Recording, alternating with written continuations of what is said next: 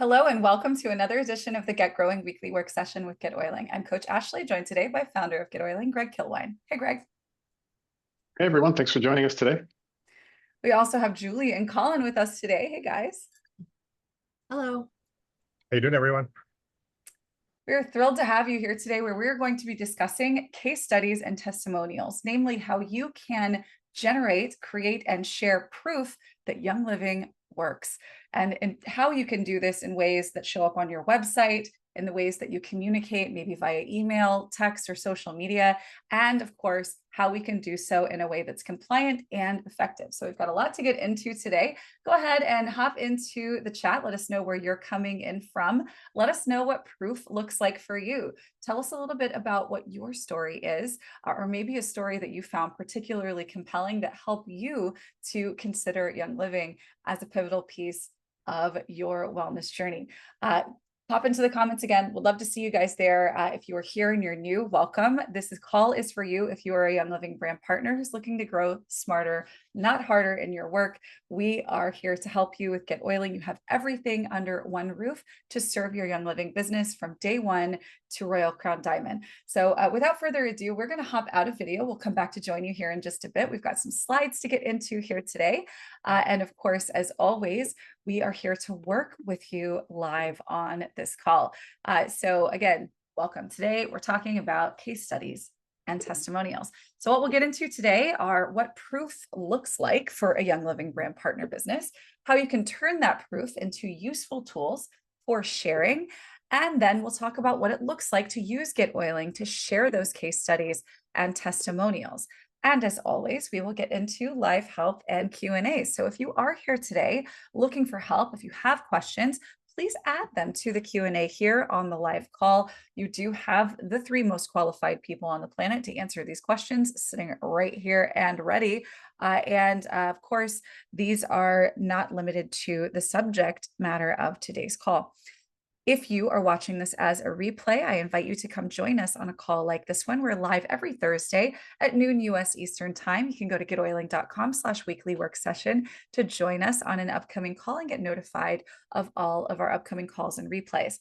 If you'd like to work together on a call like this, we actually set aside the latter half. So these are hour-long calls. We set aside the last 30 minutes of this call to work one-on-one with folks who sign up for live spots. And of course, if nobody did, then we'll just work with whoever's here. If you would like to reserve space on a call like this one to work on anything that has to do with your GetOiling site and being a brand partner, we welcome you. Take advantage of this. GetOiling.com/website review is where you want to go to take advantage of this totally free opportunity to work together live. If you would like to have someone on our team do work for you, that's an option as well. You can go to getoiling.com/concierge to learn more about our team and some of the projects that they've completed and schedule a call to figure out how you can put your heads together and get good work done. Speaking of working, we know that Young Living products work, right? So how do we prove it? We are proof, I know, in a lot of ways, but when we are in our lives and stuck in the details, it can be really challenging to communicate proof in a way that really lands the way we want it to, so that someone sees that they might be able to make substantial changes in their life in meaningful ways that they're looking for, right? So how do we prove that these products work before we get someone to even purchase? So we all know how to tell, right? We can tell our story. We can say, I know this works. We can say, I do this for that. But what does it look like to actually show, the proof that what you have and what you do with it produces results? So this is all a little bit like telling a story, right? We've all heard facts tell, stories sell, but in cases like this, we actually need to give a little bit more fact into the story, because that helps to place the other person in the experience seat, right? We want them to see themselves as being a part of a story where their problems are solved, where their goals are reached, right? So it's important that when we're sharing that what we have works, that we're doing so in such a way that someone wants to hear it, right? So that they are receptive to it. So proof comes in a couple of specific elements. So in order for us to show proof, not just tell this works, say this is what I have and this works for me, but to show and prove, we need three things. First, we need presenting circumstances, right? So someone shows up with a problem, a symptom, or a goal. What is our starting point? That's our presenting circumstances. There is an issue. I want to fix it, right? That's our starting point. Then we have a solution. That would be Young Living products, maybe protocols, supplemental activities, things that can help to affect a solution, right? So we have how things are when we get started. Then we have the things we do to fix it or to achieve the goal. And then finally, we have our results. We've got our solved problem, our symptom relieved, our goal achieved. These are the basic elements of what we need to have to be able to tell a story that shows proof. So proof in your business is going to show up as case studies and testimonials, right? We can go and tell the world what we think to be true, or even what we know to be true for ourselves all day. But if we don't present them in the right way, we might not get the results that we're looking for, right? So case studies and testimonials are what we want to create to get that done. Now, let's break these down just a little bit, because you might be familiar with these as concepts outside of the world of marketing a business, but we want to get clarity today on what these things are so that we can use them to grow as a brand partner. So a case study is going to provide details and context from the who to the what the problem is, to the what you did to get it fixed, and then of course what the results are. And a testimonial really is just a derivative of a case study, right? That is I did this and this happened, right? Those are great. It's an easily shared story and they are effective. I would make the argument that case studies are even more powerful and useful to you and allow you to create, from a single case study, depending on the results that you get, you can have multiple testimonials generated off of one. So let's get into what case studies look like, because this is something that most of us aren't quite as familiar with. We can ask anyone to tell us what they did and how it's working for them, right? Testimonials, we see those all the time, but case studies are a lot more compelling. So the reason why you want to maybe consider creating case studies is that you get the whole story, right? That means you can tell some derivative of the whole story to meet your needs as a business. So you can adapt your storytelling to fit the context and the compliance needs of a situation that you're in, right? So the interesting thing about this is you could have a customer who gives a testimonial about Ningxia, and they can say that I love Ningxia because I take Ningxia, I lost 15 pounds, right? But if you knew that in that span of time that they were taking Ningxia, that they also measurably improved their sleep quality and their stress levels and cortisol levels went down, would that be compelling to other people than just someone who wanted to lose some weight? Right? That case study, now you're able to adapt how you share that information to maybe tell someone who comes to you and says, I've been struggling with sleeping, that same person who has the I love Ningxia story, that testimonial is just focused on losing weight. You can tell the presenting story, the presenting circumstances of this person, and you can use the data that's in this case study to say, hey, this person started taking Ningxia with a couple of other things, and after 2 weeks, here's what happened. And you can tell that to someone who wants to know more about how they can sleep better, right? So you can adapt if you have the whole story. And really importantly, this isn't going to require more work from you. If you're actually out there helping your customers find their hero product and reach their goals with Young Living products, you are already there. You are already creating these. You just aren't capturing the information yet so that you can tell the story. So let's talk about what's in a case study so we can talk about how to create them, generate them, use those for testimonials, and of course in our marketing. So first, in a case study, we need some kind of an introduction. We need context. Who is this person? what are their circumstances? So, how old are they? What's their gender? What are their circumstances? Are they a mom of 3 kids in her 40s who also has a day job, right? So we can infer a lot of information from that. And you can also see that that might relate a little more readily to someone that you share this story with in the future. So first, who is this person? Then, what's the problem that they're dealing with, the symptom, or the goal that they are wanting to achieve? Then you've got your solution, right? So what products are we going to be recommending? What protocols are we going to recommend that they follow? And then we've got their results, right? Over time, we are going to see that that problem is solved and the goal is achieved. And then we've got the story that summarizes all of it. That's our before and after data. This is all really quite simple. And when you consider that N of 1 studies are becoming far more widely popularized nowadays, where we're looking at like personalized medicine being something that's on the horizon, this is really interesting stuff for you to engage with. And it really does have validity in the eyes of our peers, right? Like this is something you don't have to be a scientist with a double-blind case study to see that this person with these circumstances did this very non-invasive, simple thing for 6 weeks, and here's what she got from it. It's pretty powerful stuff, right? So let's talk about how we can build our case studies for yourself, because you are an N of 1 also, and of course, your customers. So first thing we have to do is to define the problem that we're facing or the goal that we have and the context that it sits within. So first, who is the problem? Who is the person with the problem, right? So that's like their age, their profession, any surrounding circumstances. And then what is the problem that needs to be solved? How long have they had that problem? And why do they need to solve it? Are there other things that it's impacting? What have they tried? And are there any downstream problems from this one, right? Is it because they have this problem that other problems are arising? And then finally, what is the consequence of not getting this problem solved or solved within a set period of time?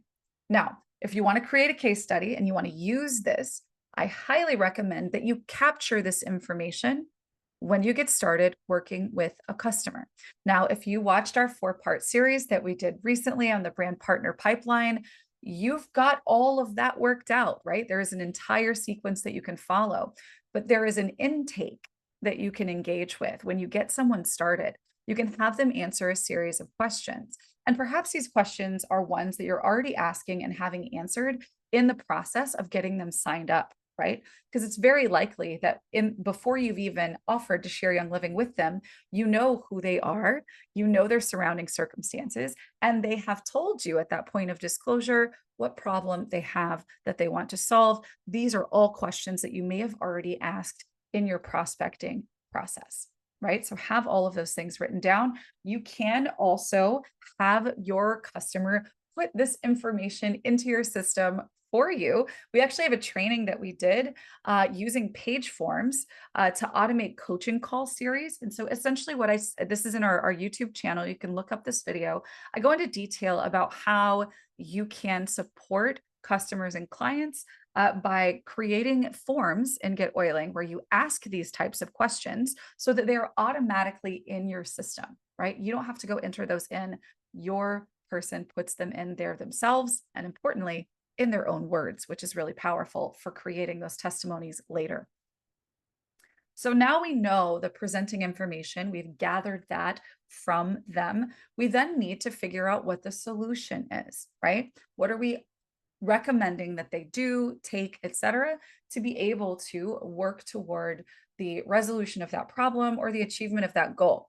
So we need to figure out what actions are going to be taken, at what intervals, and what products they're going to use, and how they're going to use them, right? So this may be there's a morning routine, an evening routine, we take a supplement, we diffuse an oil, whatever that might look like, right? We want to figure out what those things are and make sure that that's clear and that we're on the same page about how we're going to use them. And then in addition, and this is where the rubber really meets the road here, we want to establish metrics that we can track. What does that mean? So if someone has If someone comes to you and their problem is, I am exhausted all the time. After I had my third child, I could not sleep through the night anymore. I'm feeling stressed out. This is impacting me at work. I'm even gaining weight, and I've never done that before. I feel tired no matter how much coffee I have. Nothing seems to be working. Please help me. Well, we know that we are going to recommend, maybe diffusing lavender in the evening or taking deep night rest or sleep essence, but we're probably also going to recommend taking Ningxia in the afternoon, perhaps, right? Like, so there are a number of things that we could very easily recommend to someone who has those problems. But if they have those problems, they have metrics that they can track. So they said, I'm struggling with sleep. They said, I've been gaining weight. I've had issues with mood and energy levels. So you can maybe utilize, if they have a wearable device with maybe some apps that correspond with it that track their sleep quality, you could go the tech route with this. If they don't have the devices that afford that type of possibility, then you could journal this. You could say every day when you wake up, I want you to write, at 1 through 10, how did I feel when I woke up this morning? Right? How do I feel like I slept? Answer at the end of the day, what do I feel like my energy level was, right? So you can track these in a more paper and pen sense, but obviously if they have access to wearable tech that will take care of some of this for them and for you, then that is going to be super, super valuable, all right? So determine what the things are we're going to track so that we know that we're making progress. It's not just some fuzzy, I feel better, or I slept better one night. It's going to be I had measurable results, right? So how do we know what those results are? We know because we're checking in regularly, right? We're not just going to touch base at the end of 6 weeks and say, hey, how did you do? We are, as we outlined in that brand partner pipeline series, we are checking in regularly because we need to help our customer find their hero product. We need to help them solve a problem that makes them so thrilled that they want to go talk to other people about the products they're using and about the company they're getting them from, right? So we're going to check in regularly. I recommend weekly to keep accountability in regards to the actions they're taking toward the solution that you've outlined. You're going to track their product use and the results of those products, and you're going to track those metrics, right? So the percentage sleep score, the how happy you are when you wake up, and how much energy you had in the afternoon. All of that is stuff that you're going to track. Or if you're doing other things like adhering to a routine, then you may be checking off whether or not you did that. Right now, if again, you want to make your life simpler by collecting this information or even having your customer input this information, we have another training on the progress tracker that I highly recommend that you check out. And I will be showing you both of these features that I've mentioned so far here at the close of our training here today. But this is an additional training that you may want to check out if you haven't used the progress tracker before. But this is a way for you to, while you're on a call with that client, ask those questions about the metrics, about the products, the routines, et cetera. You can input that information, or of course, depending on how you have it set up, you could even have them input it from your member area. So week over week, as you're meeting with your customer, you're going to start to see changes in those metrics, positive changes, the vast majority of the time.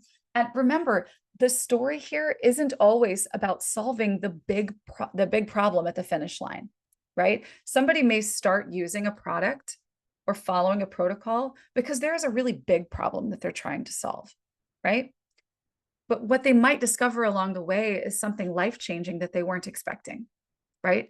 And you have to be tracking to know that that stuff is happening. And a lot of times, even if you as a product user aren't tracking the metrics that matter to you, you don't necessarily see how much you're winning just with what you're doing, right? So use this as much for your customers as you do for yourself. All right. So look for those wins along the way, because that's where these compelling stories and testimonials come from. So when you found a win, you get to tell a story. Again, it doesn't have to be the pot of gold at the end of the rainbow. You can find treasures along the way, and those are stories to tell. So before you tell someone else's story, just a quick note, please always ask permission before you share any personal identifying information. You obviously can anonymize a story to your heart's content, but you do want to make sure that they are okay with their name being used, for instance, right? Where you might be sharing something like this in a public sense. Of course, if they aren't comfortable with that, you could certainly create this in such a way that it's not identifying to them. So let's talk about how we construct this so that we can tell the story. All right, so first we've got our introduction to our person that we're talking about. We've got their problem, the solution that we used, the result that was reached in what period of time, and then what the metrics were that we tracked, right? So here's how we know that we reached that result, because we tracked these things. Okay, now let's actually put this into real terms so that this might click a little better. All right, so here's our problem in context. Jeannie is a 38-year-old mom of 3 with a busy professional, social, and home life. And ever since baby number 3 was born, she couldn't sleep through the night. She's experiencing additional stress, weight gain, and just generally feeling down about herself.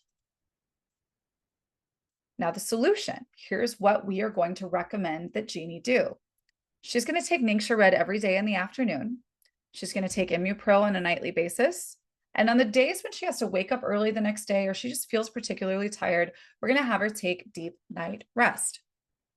She's also going to turn off digital screens and start diffusing lavender an hour before she goes to bed every night. She'll do some stretches in the morning to get her blood flowing, and she will not drink coffee before 9 a.m. If you don't know why, definitely look that up. And then the metrics that we are going to track are going to be her mood, her sleep score, because she has maybe a wearable, a Fitbit, an Oura ring, something like that. She'll also be tracking her weight because that's of concern to her. And then our daily checklist, right? So I took my Ningxia Red, I took my Immupro, I took my deep night rest, I diffused lavender, I turned off screens, right? I'm going to be checking off all of the things that I did to make sure I'm following everything in the protocol and taking everything that I need to take, right?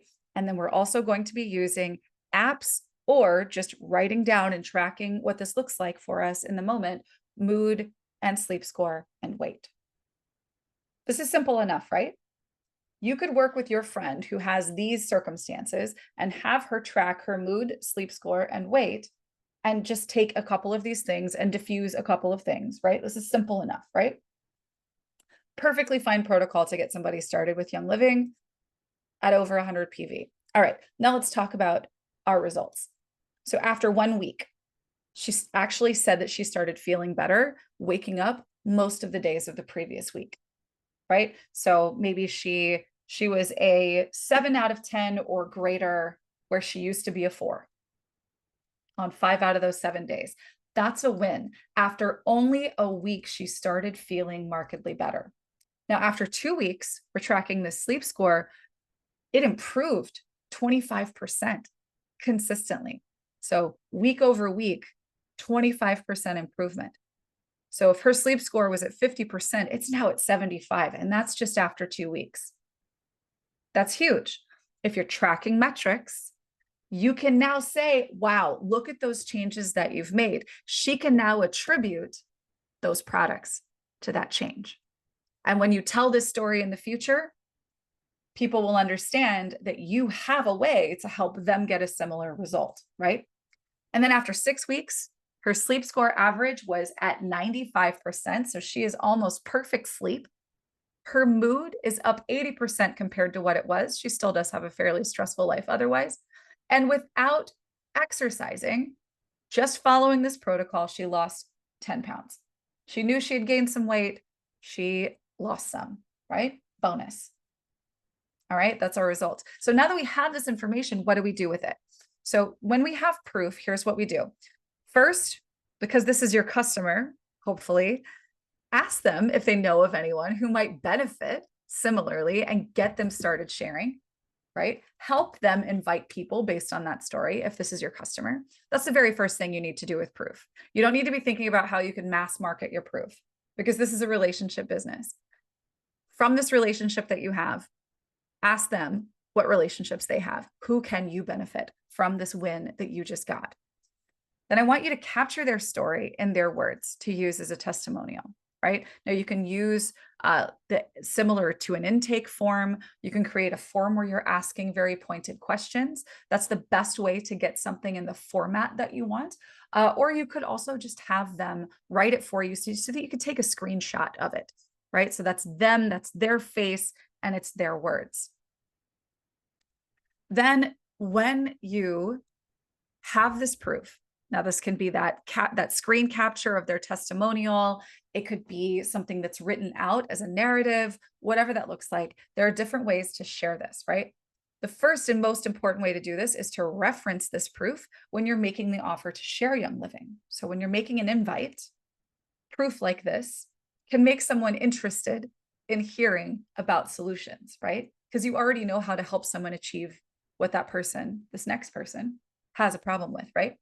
You could also use a couple of features in GetOiling to share proof as well. So saved replies is one that we're going to talk about here that'll help you to share information via email and other ways. And then pages will help you to create sort of modular sections that you can use across your website in different places to be able to insert case studies and testimonials where they are most relevantly needed. And of course, we won't get into this on this call because this is more of a GetOiling than a Canva thing, but you can take those same types of testimonial information and create social media graphics, for instance, using a tool like Canva. So the first and most important thing you can be doing with these case studies and testimonials is sharing them in your one-on-one conversations. When you are actively sharing and inviting, when you are working with someone who is your customer, who has problems that they want to solve, these stories are most powerfully used in those one-on-one situations. This is why that context is so key. A testimonial is very two-dimensional. A case study is multi-dimensional, right? You can be in a conversation with person A and reference person B's case study information because they share the same, maybe the same presenting circumstances. But you may share person B's case study information with person C because the results are the same ones that that person is looking for, right? So I need to lose 10 pounds. I actually helped someone lose 10 pounds. Would you be interested in learning how I helped them do it? Or there's someone who says, I have not been sleeping since, since the baby was born. You can go say, I actually helped a mom of a new baby get her sleep figured out, right? Or if this is a realtor, if the mom of 3 with the busy life is a realtor and a realtor is like, man, this life is stressful. You could say, hey, you know what? I helped one of my realtor friends find balance in her life, right? So it becomes multi-dimensional. It's not just something that's printed once and hopefully someone reads it. It's a tool you can use over and over again. Right? So add these to your invitations to review information because you could say, hey, if I could show you a way to start sleeping and feeling better in 2 weeks, would you want to check it out? You can now say, one of my clients was actually able to improve her sleep score by 60% in 2 weeks and even lost an extra 10 pounds without even working out. If I could show you how to get those results, would you want to check it out? Which of these two is more compelling? Having that information available to you is going to absolutely transform the way you invite. And even further down the road where you've got a customer who needs help with something, this proof still sells because now it's going to help sell more Young Living product and to get more people interested in using them. Like Connie here in our chat, who is a realtor, who says that Ningxia Nitro is perfect for an exhausting afternoon, right? So that's fantastic. I love that. All right, so let's talk about saved replies. This is a feature in GetOiling that you can use to plug into so many different places. You can take a blurb of information and stick it into newsletters, emails, blog posts, lessons in your online classes. It's such a great modular piece of content that you can build. So what I want you to do is to create the saved reply, and the title of the saved reply needs to have keywords that you're going to be searching for in the future. So Young Living product names. So in this case, we might say realtor, sleep, weight loss, Ningxia, right? Like we would put all those into the title, right? And this is where you can say case study testimonial as well. This is something that only you are going to see. And it's going to just pop information into something that you're already creating. So you don't need to put a subject line in. It really just needs to be keywords in the title of the thing. So what it's actually called, so that you can search for them. And then we're going to put information in the body. So in there, we're going to put a paragraph that outlines the case study or their testimonial, right? This is so that we can grab it and use it at a later date when we need to. And when we want to use it, we can add it to our campaign messages, to our newsletters, to our class lessons in our member area, or even to blog posts. So I actually want to pop over just real quick, and I'm going to show you what I mean by what I just said. All right, let me switch my share here, and I'll show you exactly where to go to do what I just described. So it's going to be down here under your content library that's saved replies. You're going to create a new one. And you're going to call this, I'm going to call this case study. And this is going to be realtor with sleep. And I'm just going to use sleep because that's all I'm going to search for in the future. So I'm going to search sleep. I'm going to search weight loss and fatigue. And I'm also going to search Ningxia. And I don't even need to put Ningxia red because I'm going to be searching Ningxia. Let's see. Yeah, so that you can put more, if again, basically when you want to share information with somebody about a particular product, about a particular type of person, or about an issue that they were dealing with, you want to be able to go up here to your search bar and find this thing. So use those keywords in the saved reply name. Skip the subject line because we're not creating an email. We're creating something that could go into a future email. And then here is where you're going to put your case study information. Now you have a lot of options here. This can be narrative, right? Where you say, Jeannie is a realtor and mom of 3 who was struggling with her sleep after having 3 kids. After her 3rd kid, we worked together, and in 2 weeks this happened, and in 6 weeks this happened. Right. And you could even, up to you, go in and maybe use the leaf link, and where you're talking about Ningxia, you could link straight off to Ningxia. This would be something that I would use if this was going to be customer facing in particular. But you want to maybe keep it a little bit more generalized if it's for leads, because we don't want them to go off and become researchers. We want them to work with us first. So that's your saved replies, right? And very importantly, where you're going to be pushing something out to a newsletter list, or where you're really just going to be publishing anything, period, be mindful of compliance, right? I know that whatever you put into your resources and the information that you're collecting, on its face, if you were to just share it as it is almost certainly not going to be compliant by Young Living standards. So make sure that you are being mindful as you are adjusting what you're putting in there to be able to share with someone, that you are being mindful of that compliance, right? Make sure that you're doing that, right? We're not going to be attributing relief of symptoms to Young Living products, right? That's not something that we're able to do, but we can wink in that direction if we're doing it correctly, right? All right, so now pages in GetOiling are another feature that you can use to display your case studies and testimonials in particular. So in this case, we'll be creating a page in GetOiling, but it's not going to be an entire page. You'll see what I mean by this in a moment. We're going to give it a title. And that title, again, we're going to title it similarly to what we did with the saved reply. So that's going to be who they are, problem, symptom, Young Living product names, case study, testimonial, etc. This is not a published title. You're the only one that will see it.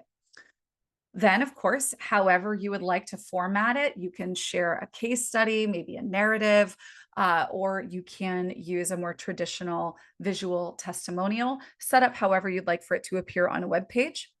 And then what we're able to do once we save this is to add this to any relevant page on our website using the copy in page feature in the page editor. And again, please remember, because you're going to be publishing this on your website, to be mindful of Young Living compliance standards when you do.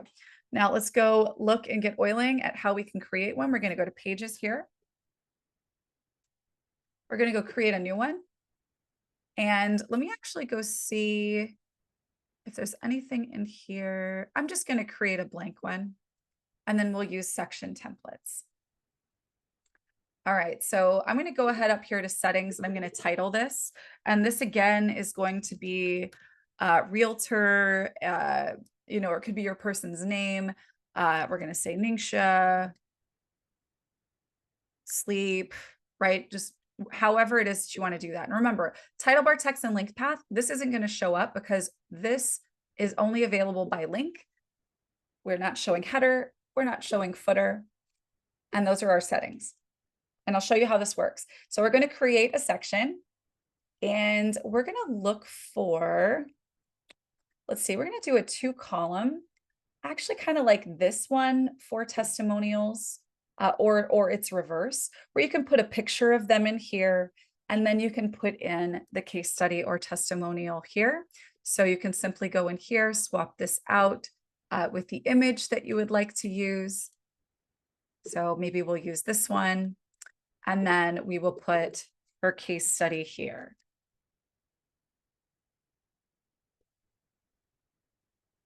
All right, so I'm going to hit done. I'm going to hit save.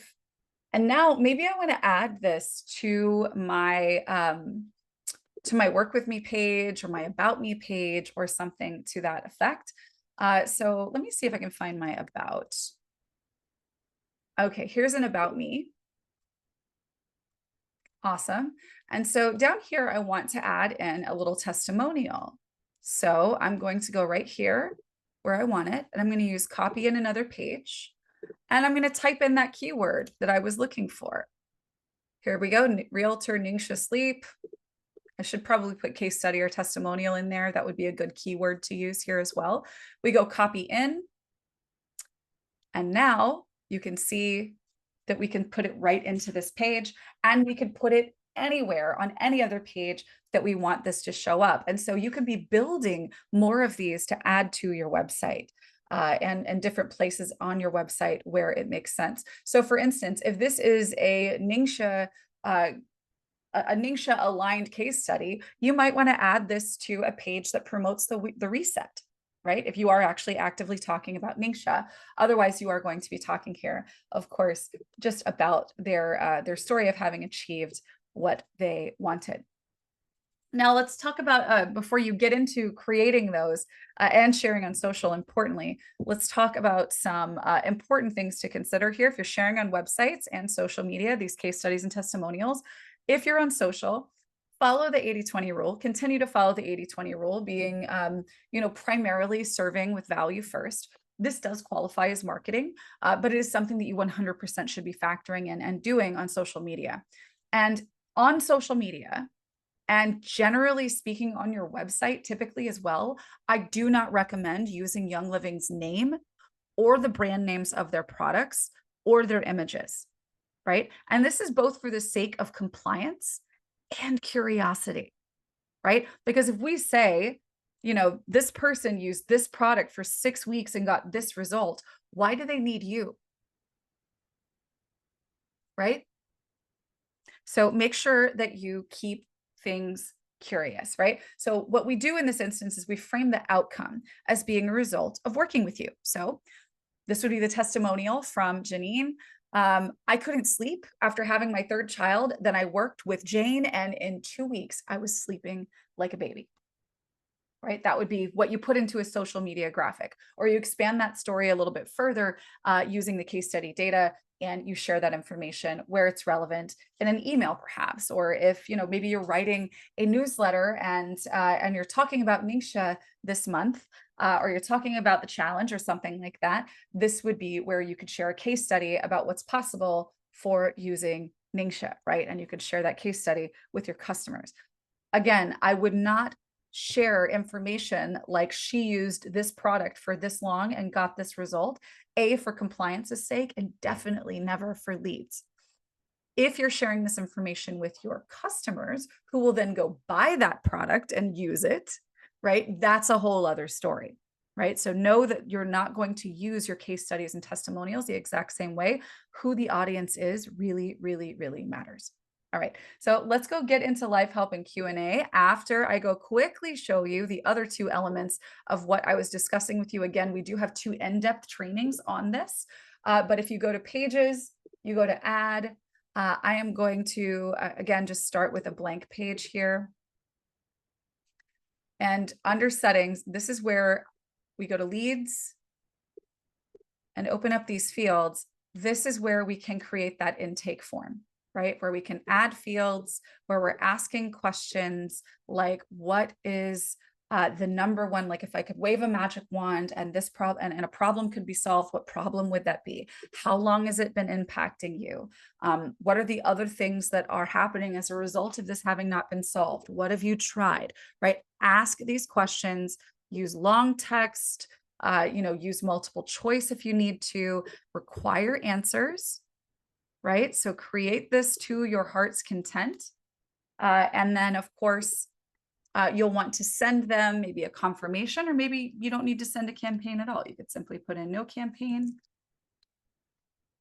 Redirect them to your homepage or maybe to a confirmation page after they've filled this out. Tag them as needed. If you want this to appear on the page, we can simply go create a single column, no header, type in the word form in a bracket here, and then just make sure under settings that we have selected on the page. And with that, if we preview, you'll be able to see all of the questions that you've asked. And of course, I haven't put anything into these fields, but you would be able to create a field, create a form just like this for your intake. You could also use this throughout the process, right? So this would be something that I do cover in that training that I mentioned previously, where you can actually have your client or your customer fill this out on a weekly basis, a monthly basis, just so that you can check in on those metrics. And getting back to the metrics, there is another way. Again, if you're getting on calls where you can track, that's going to be on your individual contacts. And you can use the progress tracker for that purpose. So the progress tracker, you can actually see down here, where this would have been one that I think I set up for this as a brand partner. But you can actually go into here, and I'm going to actually delete this information. And where we might start with this, because we're going to be tracking over time a number of different things. So I'm going to start from scratch here. So our goal here is going to be, this is going to be our sleep score. When is this from? This is going to be from October 3rd, 2024. And the measurement at this time, we're starting off with a 54% from the sleep tracker. That's a number. There we go. So I'm also going to be tracking mood. And that value for that same week is a 6 out of 10. Again, that's a number. We can say Ningxia at 2 p.m. And this is text. This is yes. This is no coffee before 9 a.m. This is yes, right? So you see we can do this. And then after I save this, when we come back the next week, we can add another, right? So we can go, I'd have to pull up my calendar here. So this would be the week of the 10th. So I can go in here and say October 10th, 2024. Right. And then we can put this information in here as well. Or here we would also say 5 of 7. Here we'll say 6 of 7, right? So we're tracking on a weekly basis. And this would be our average for the week. This is our average for the week. And then we can see how that changes over time. So that's how you use the progress tracker. Again, an annotated version of how you would use the progress tracker. We do have that extended training on that you can check out as well. All right, Connie says, being mindful of compliance, what if it's a screenshot of a result? Tell me what you mean by result. I am not a compliance expert for, just to be fully clear here. Definitely recommend that you check in with them if you have any doubts whatsoever. And if there's any question about compliance, I would recommend erring on the side of not sharing something publicly if it seems okay. So yeah, when you're sharing in a blog post. So this again is where having all of the data from a case study becomes so interesting.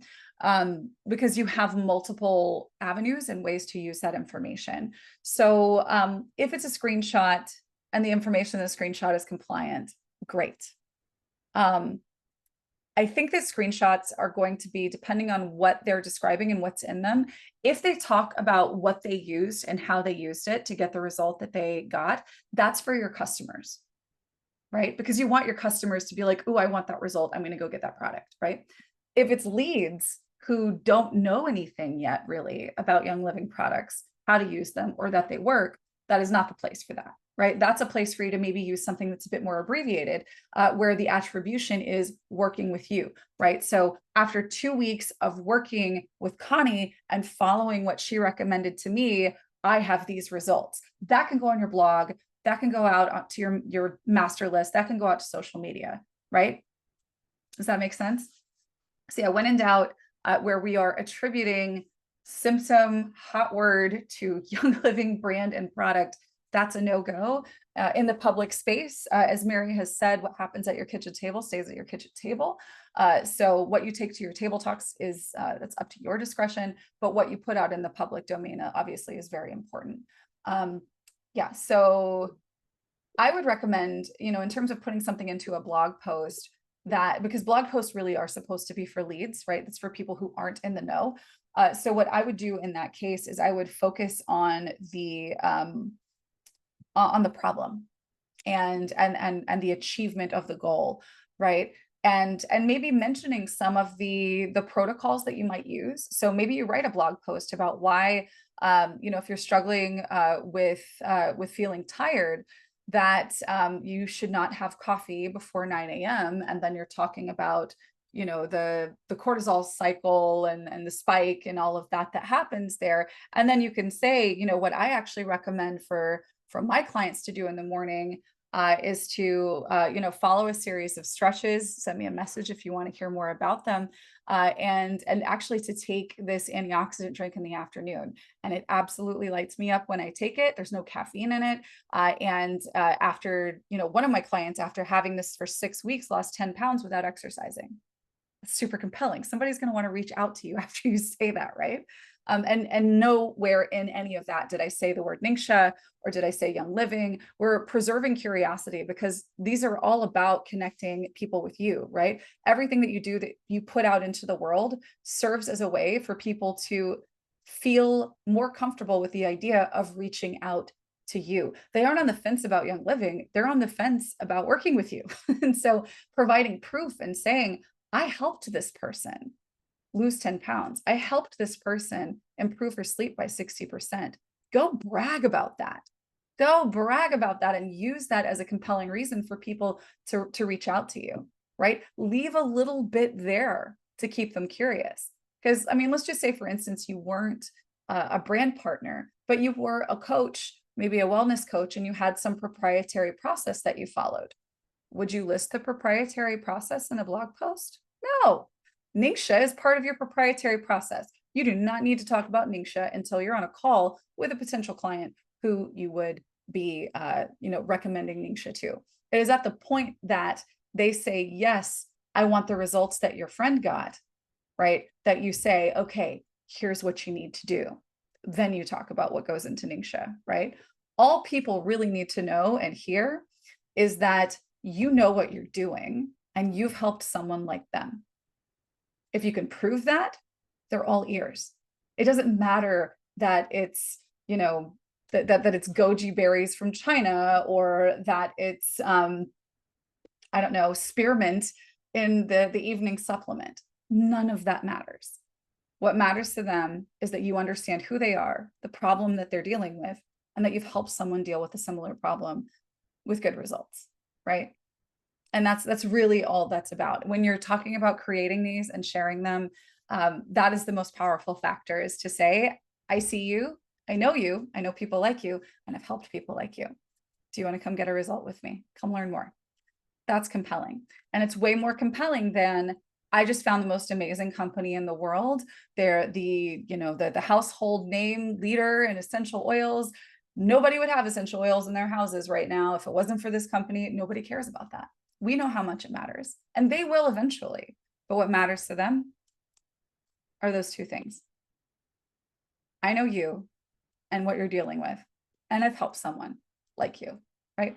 And you would be amazed. I would actually maybe go back if you've got customers that you've been serving for a long time, and maybe like just as a fun little practice, like let's sit down and just as like maybe a gratitude practice, and let's kind of look back and see what did we do and what did it get us. You can actually mine this with your existing customers and with yourself, tracking that information. What did I do? And if you are someone who is a nerd for data and you have been tracking, then you're sitting on an absolute gold mine. There's so much that you can do with this. Just make sure that you know the audience that you're speaking to. So if you are talking about, if you are talking to your customers, then yes, talk about product names. If you are not talking to your customers, you are focusing on the profile, the person, the problem, and that you were able to solve it inside of a set period of time, right? I'd love to see if you guys have any other questions. If you want to talk through anything, we do have a little bit of time here left on the call. If you would like to chat about one, maybe, I don't know, anything that you're working on in your GetOiling system, or if you're curious about how you might be able to transform a story into a case study or testimonial to work for you on your website. I didn't take my coffee till noon. And some days I don't even feel like I need it.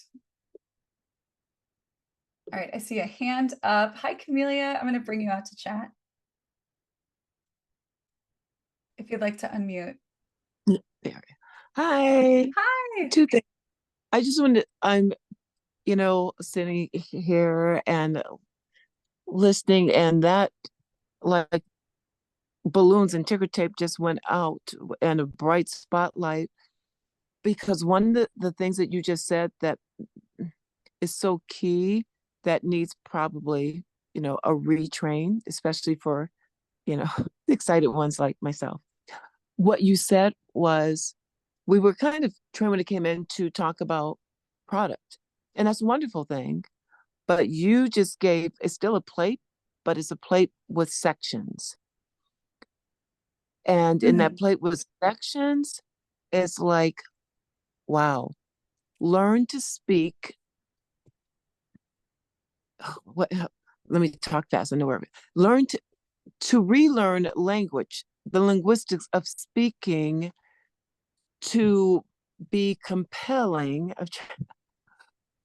to draw that curiosity just in everyday life when it's not someone who's already in, and spend that time.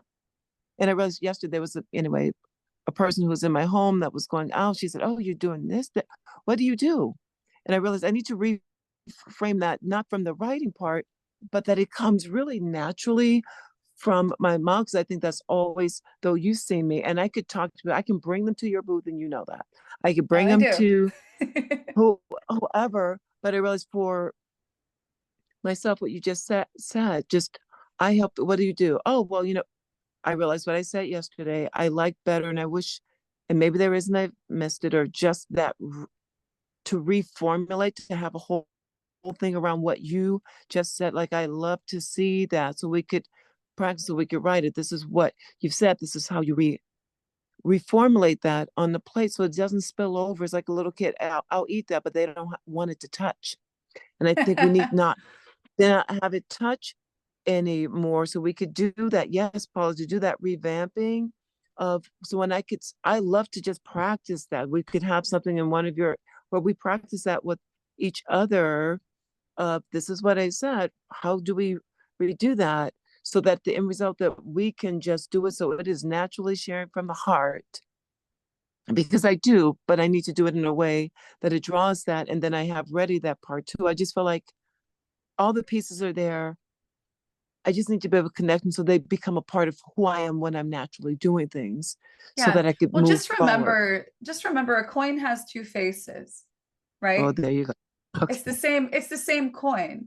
It shines in one direction. It's looking in one direction this way, and it has this appearance. It has the same value, right? That quarter has the same value. The head's facing this way, the tail's facing this way. This side we are talking about product, and we're talking about how product is used because these are product users. This side, we're talking to people about context, about problems and things that they relate to so that we can get them onto this side. It's the same thing. You have it all there. You just have to remember that what these people need to hear is not what these people need to hear. But but it's getting that so it's as natural as the other piece of pulling out things and getting ready when that's the pause, when there's a pocket that of when you're, whether it's on the airplane or in the grocery store, and if somebody overhears you talking, they're curious, that's different. But just that piece that you said of people, I see, I can't spit it back exactly, but well, you're going to have your own authentic way of communicating this. And I think that if you start focusing on the data, the profile, the outcomes, then it starts to become natural, because you really, the products are the method, right? The way people get these results are part of the method, right? You have to be able to say, I have a way. And that way does include Young Living products, but it's also going to include things like don't drink coffee before 9 a.m. and stretch in the morning. And right. So it's not just the product, because what we're trying to do is to help somebody step into a new lifestyle, into a lifestyle change that obviously is going to be cemented by the use of Young Living products. So if we can get out of the, I need to explain the product, because we don't, especially to somebody who knows nothing about the product, we don't need to explain the product. We need to say, here is what it can do for you because it did it for this person.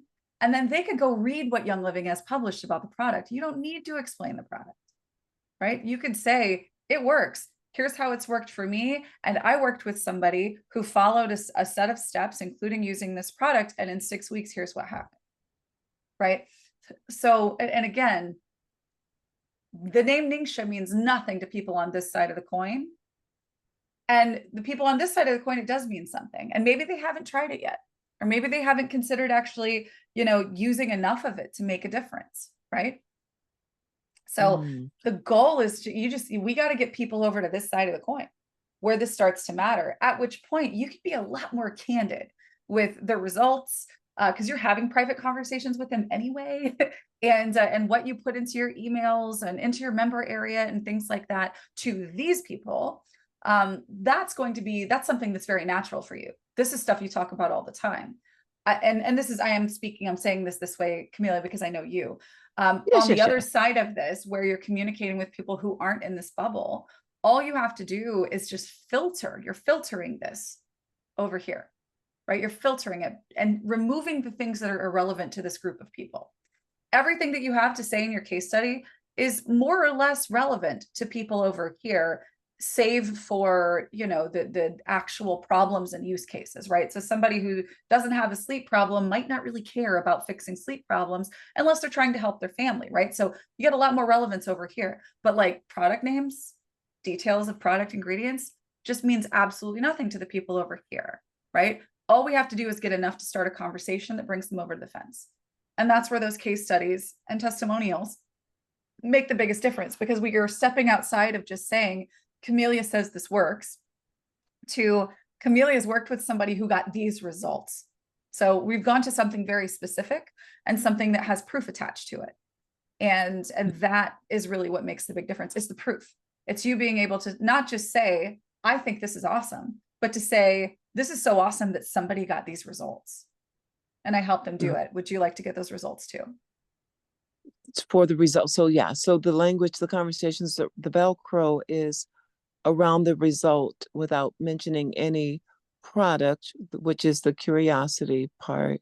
And then it's possible for you, which is that brings them through. And I wouldn't know how to do that with a stranger, so that it's there and they say, oh, I didn't say what to use, but then they go on or Google. So anyway, that's for part 2.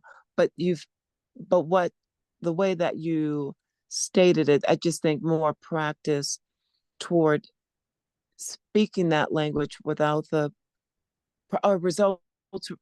The result part is important, of how to lead with that after listening to what the things are. So thank you. And I just want to say, I did send a note in about being able to connect someone, I can't find it. And because of, the screen time, I cannot find it. So I did send a note, and if somebody just sees that Okay. the other day, it connect with that person. But thank you very much for that. I'm going to practice that as I, travel next week. And so if you have a list of some of those things, that would be super. Thank you. Absolutely. Thank you, Camelia. All right, let's see. We've got, let me see. Okay, Rebecca, how would you frame the upcoming YL Day to both existing Young Living customers and brand new prospects? I'm thinking without saying Young Living Day. So this kind of similar to what we were just talking about. One coin, two sides. People over here don't care what Young Living Day is. Completely irrelevant to them. But if there is something about what you're doing for Young Living Day that might be relevant to them, so maybe you're hosting a class about sleep and there are people that that are struggling with sleep, then you would be inviting them to a class about sleep, right? That's what that would be. You're excited about Young Living Day, but that's very much a people over here thing, right? So the Young Living Day is something that you can email about to your list. But I would not, this is not a dual it's not a dual thing by any means. If you want to announce that you have classes coming up, that's great. I really do not generally recommend in communicating, just to again keep this analogy going, communicating on this side of the coin about the Young Living name, because again, we don't want people to think that they know what you're going to talk to them about, right? We don't want to give away any part, or at least we don't want people to believe that they know so much that they don't need to speak with you, because there's so much more value that they're going to get from you than just being recommended Young Living products, that they're going to be sold short by assuming that all you're going to do is try to offer them Young Living products. And that's why I don't recommend putting Young Living out on the front end on this side, right? That's why you don't talk about it here. You want to talk about the results. You want to talk about the outcomes, the solutions, the problems, the things that are relevant to them. And then when you get them over here, then we get to talk about how amazing Young Living is, talk about YL Day, talk about other people, starting events and doing these things, right? So yeah, I would focus on what are you doing for it that's relevant to them, and talk to them separately from the folks you talk to over here. Okay, final question here. Paula says, I've completely revamped my homepage.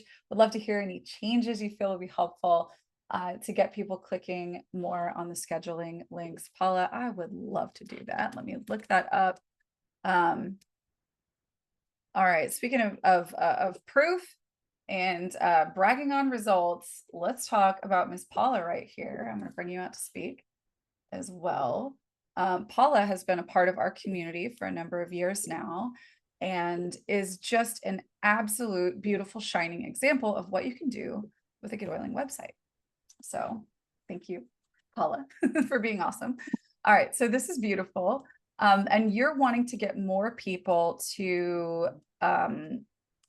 engage with a link to book with you, right? Yeah. Yes. There we go. There's our book your consultation. So is that the main goal that you have for this page? Yes, that is the main goal. Okay. If that's the main goal, then we need to make what, ooh, that's pretty. You want to put that right here. You want to basically tell them what the benefit of hopping on a call with you would be. I mean, maybe you offer something like that on a call, but this, the call to action right here needs to be to book a call. That would be the recommendation, is to place that front and center. This is just so pretty. Let me see. Yeah, so you're going to be leading them to book a call either way. Why not skip a step?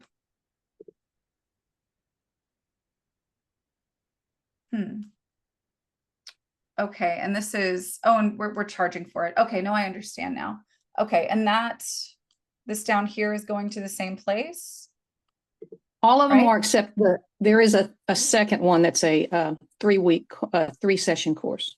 Got you. Okay. Okay. So generally, my recommendation is going to be to collect the lead first and then place them in front of a purchasing opportunity. So this is going to be similar if you're familiar with the trainings on the Attractwell platform, that one-page funnel blueprint, where, right here on your homepage, you're offering something that can convert them for free, so that now you can get in their email inbox, and you could be sending this.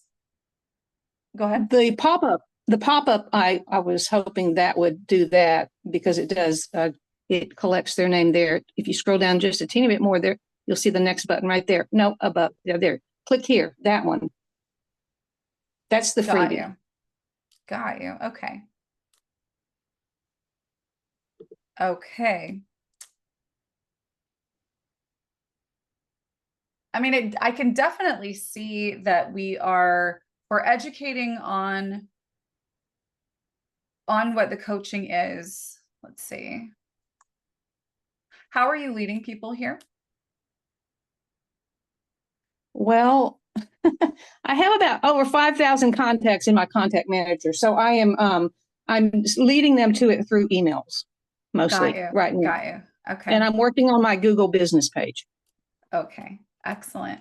So the majority of what's here is leading there. So book your consultation and work with me. If we're taking them straight to book your consult, we assume that they have scrolled down and read enough on this page to be able to do that. And if they're curious, they want to go to work with me, that's still going to take them to that page. So you are still pointing to that same place, which is good. Let's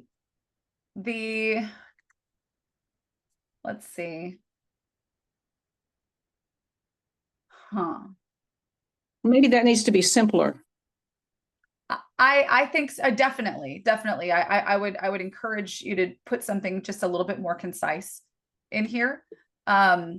So maybe talking about, let me see. I would focus on this. Okay. Right. So make that be, so it doesn't really matter that this is what it is. This is what needs to be first. Okay. Right? So what is it, an hour? So let's spend an hour together, and you'll be able to this and this. And then you can still put this in here as well, right?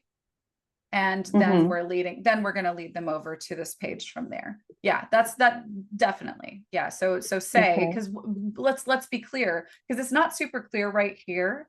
That, well, I mean, obviously it's okay. Well, this is what this is her, mode. This is your mode of what you do. And here's something that you teach.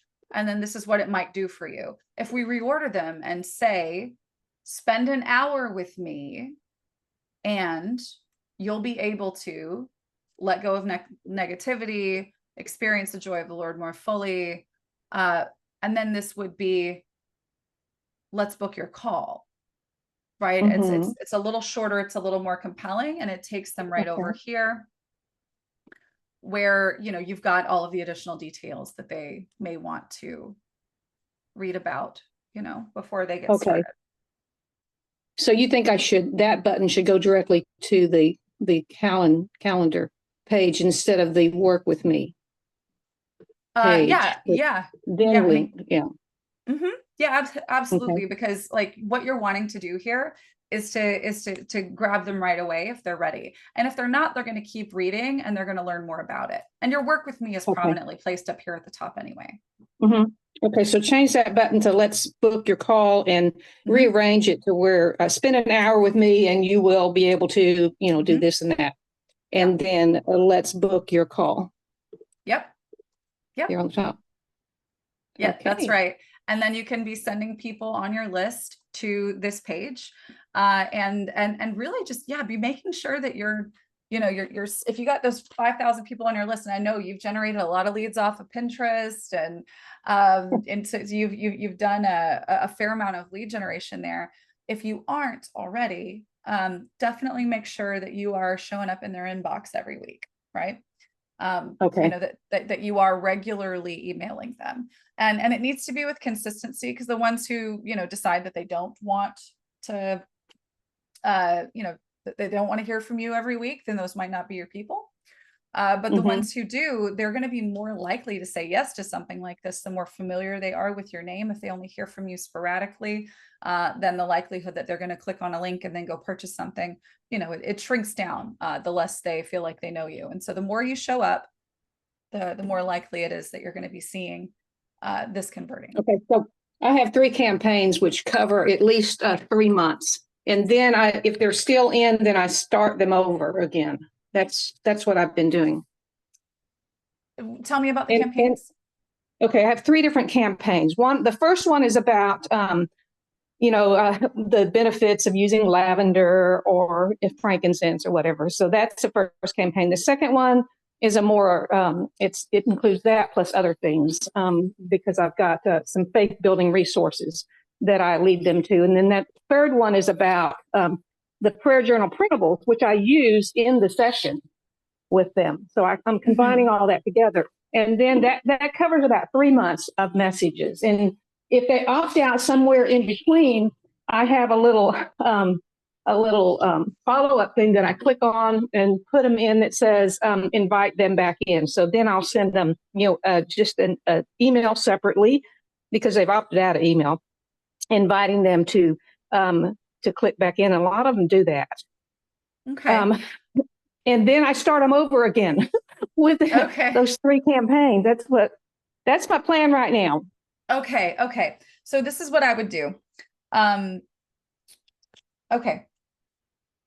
You've got 3 different campaigns because you've basically got 3 different lead magnets, right?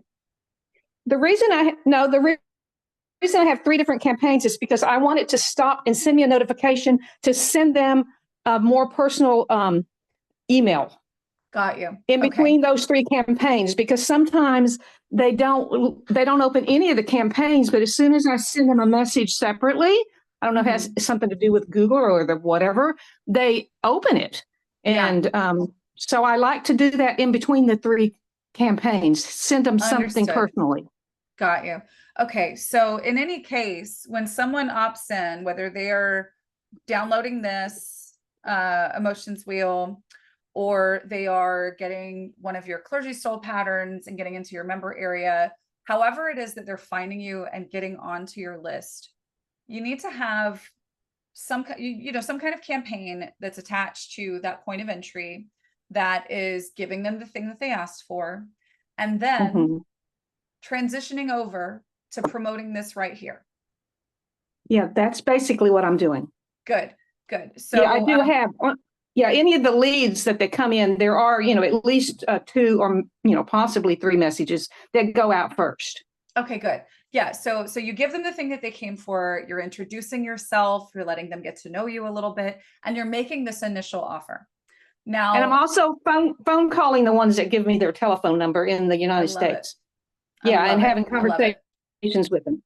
So from that point forward, my recommendation generally is not to put them onto a new campaign, because I mean, sure, you can send them interesting information. You can allow them to maybe opt in to receive something like that, like a class series or something to that effect. But the most effective thing to do when you're building a list like this is after someone has completed that first sequence. So whether it's the clergy soul one or this one, you put an automation, you attach an automation to the last message of that campaign. And that is one where you add them to your general mailing list. Okay. So that campaign it's done sending, it's removed from them. And now they have whatever your general mailing list tag is, whether it's newsletter, general mailing list, whatever the tag is. And then once a week, every week, you write to that list. You filter for that general mailing list. So people who have been through all of your intro campaigns, they already know you. Maybe they didn't convert to become a client or customer. Okay, but they're still on your list. We want to send them something every week, and it needs to be a this week thing. It's I'm writing to you this week because this here's this thing that's happening in the world. Or here's a thing that I posted on social, go check it out. Or here's the thing that we're doing, come take part in it. You want to be showing up on a weekly basis for those people. Okay, I am, but I'm doing it through the campaigns instead of the tags. Right. Yeah. So my suggestion is after they've been through that initial sequence, which is a Mhm. campaign, that you Okay. then you're broadcasting once a week. And you can plan these well in advance, but it wouldn't be a campaign. It would be a broadcast. And those do send a little differently. They are received a Oh, little differently by the email okay. programs, right? Because there's an Okay. automated sequence, but then there's a blast email. And I think that blast emails sometimes, depending on the user, especially with like Gmail accounts, those may deliver a little better. I see. Because when you send a Okay. blast out, it doesn't say, if you want to read this email, click, like when you send a campaign message, you can click and go to a page. Whereas a blast email is just going to show up more like an email. So send those once a week to everyone, no matter whether they came in from, source A, B, or C. This is just Paula's thoughts. This is Paula's inspiration. This is you. Maybe it's ministry. Whatever it is, however you want to show up. You're feeding that list every week, and every now and Maybe. then to that list, you're going to say, "Hey, by the way, I've recently started offering, these sessions. I recommend you go check them out." Right. And they are going to continue to see you as being relevant, not just because you're sending something to them, but because you're showing up consistently and feeding them with, with something that they came for. Possibly I could work my podcast into that. Absolutely. That's the perfect way to work your podcast in. Because if I'm doing a podcast once a week, and I've got some ideas about starting that and really getting it, consistently once a week. Mhm. And it will be connected into prayer, oils, and journaling. I love it. That's perfect. And then send them a blast out for the podcast each week. Yes. Yeah, absolutely. Oh. That's perfect. That's perfect. Yeah. Okay. All right. Thank you. I'm so glad you have a podcast. That's awesome. Awesome. Thank you, Paula, so much for coming out and sharing with us, and just for being such a great example of what can be done with the GetOiling platform. Thank you. Of course. Okay, should she have Young Living's Aroma Freedom info in the calendar section? Connie, that is a solid case to be made. I think that listing the, if she's going to be pointing straight to the calendar page from that call to action section at the front, then yeah, having a little bit of a blurb about what Aroma Freedom is on that booking page is certainly a good idea as well, for sure. All right. Thank you guys for sticking around. You guys have just so much inspiration that you give us, who you are, what you do, why you're here. It means so much to us to be a part of your journey. We'll be back next week, same time. If there's something you want to learn that you don't know yet, let us know. We can show you something that we may have already taught, or we may come up with brand new training just for you. Look forward to seeing you guys on the next one. Till then, have a great week, everybody.